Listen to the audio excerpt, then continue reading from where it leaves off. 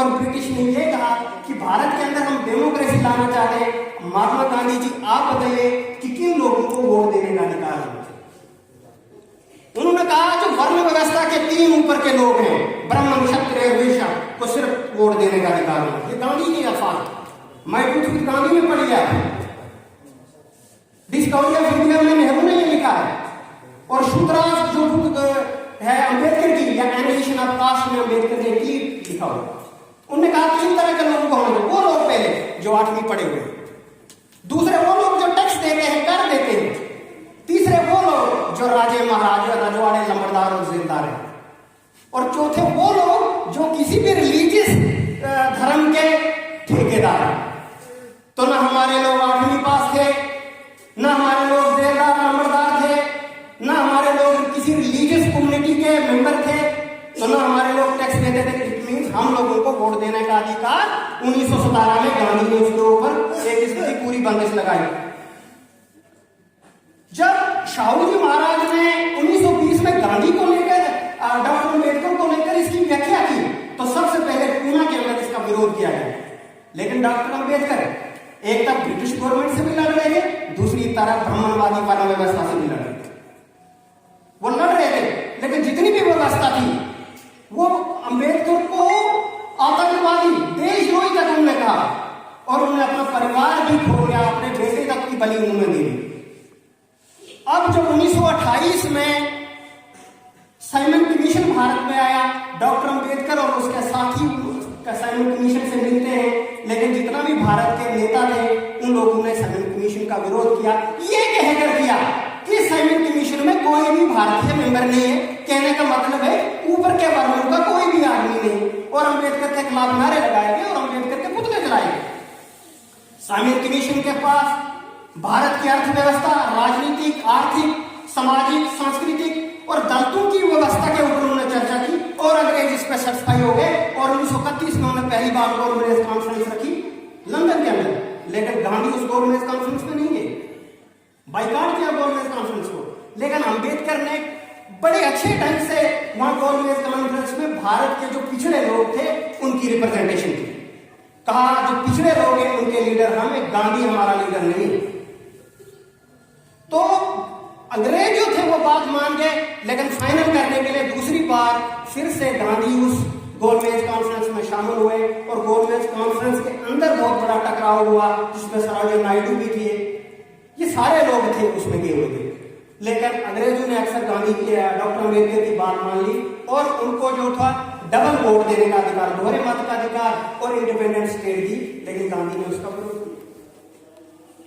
अब जब कानून भारत के अंदर डॉक्टर अम्बेडकर को कानून लिखने का मौका मिला, उन्होंने ये भारत का संविधान आप लोगों के लिए दिया।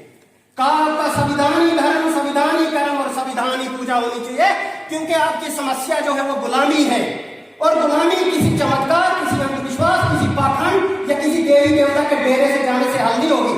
वो हल होगी अधिकारों से, और अधिकार आपके इसमें सुरक्षित है, सिर्फ और सिर्फ। बाकी कोई चीज आपको अधिकार नहीं देता। आपको पूरा हक है अपनी बात रखने का।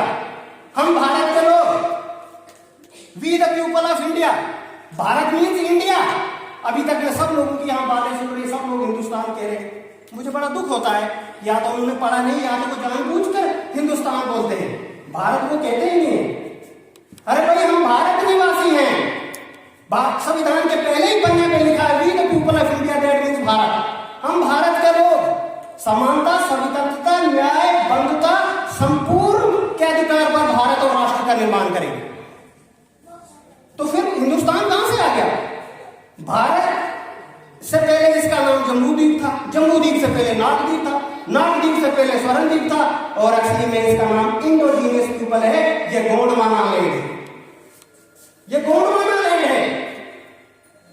तो गलत मैसेज से समाज के अंदर भ्रम पैदा होता है, और भ्रम से सही रास्ता नहीं मिलता है लोगों को। इसलिए जितने भी समाज के लोग हैं वो अगर सही मैसेज करेंगे, हमारे समाज के अंदर जागृति आएगी, जागृति से सोच बनेगी, सोच से शक्ति बनती है, और शक्ति से सत्ता प्राप्त होती है। हर बंद ताले की चाबी गई है। इसलिए समाज को उस अंधेरे से रोशनी की ओर आना होगा, और अब जो लंबी नींद रह के रखी है उस नींद से जागना होगा। हमें तर्कवादी बनना है, हमें विज्ञानवादी बनना है, हमें अनुभव और विश्वास पे यकीन नहीं करना है कि कोई इस विश्वास ने हमारे समाज का बेड़ा गर्क कर दिया। इसीलिए आपको एक नई चेतना जगानी होगी। आपको कितना दुख है, कितना कष्ट है, कितने आप परेशान हैं, इसका कारण ये नहीं कि पिछले जन्म में आपने कोई बुरे कर्म किए इसलिए आप इस जन्म में गरीब हो, लाचार हो या असहाय की स्थिति में हो। इसका कारण यह है कि शासक वर्ग ने आपको गुलाम रखा, आपको पढ़ने से रोका, आपको बस्ती से बाहर रखा, आपको मरे हुए जानवरों का गोश्त खिलाया और पीठ पीछे झाड़ू बांधा और गले में हंडी बांध दी थी आपने। इसलिए आपका सम्मान दूसरों का सम्मान बन गया है, यह आपको मानना है। क्योंकि इतिहास के पन्ने जब आप खोल के देखोगे तो इतिहास भरा पड़ा है। आर्टिकल 13 भारत के कॉन्स्टिट्यूशन का आर्टिकल 13 यह कहता है कि 25 जनवरी 1950 से पहले जितने भी कानून थे वो कानून खत्म। राजे, रजवाड़े, महाराजे जितने भी कानून थे खत्म। और आर्टिकल 13(2) यह कहता है कि आज के बाद कोई भी दिन, कोई भी नया कानून नहीं बनेगा। यह आर्टिकल 13(2) कहता है।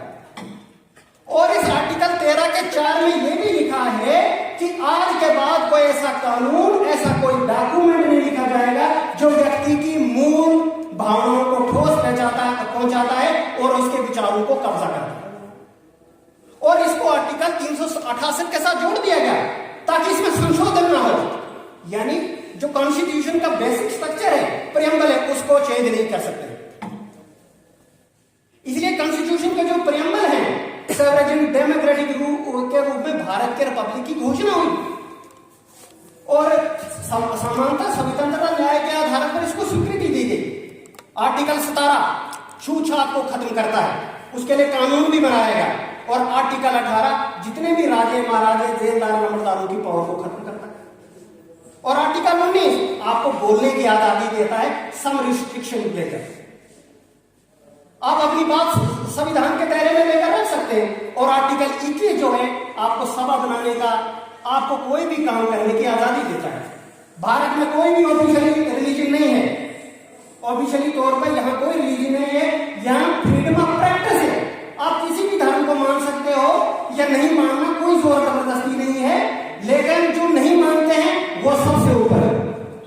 इसलिए धार्मिक आधार पर और जातीय आधार पर किसी के साथ भेदभाव नहीं होना चाहिए, उसके लिए फ्रीडम है। आर्टिकल 38, आर्टिकल 37 आपको सरकार में रहकर वो काम करने की इजाजत देता है और आपके अपने हक क्या हैं उनके लिए भी जागरूक करता है।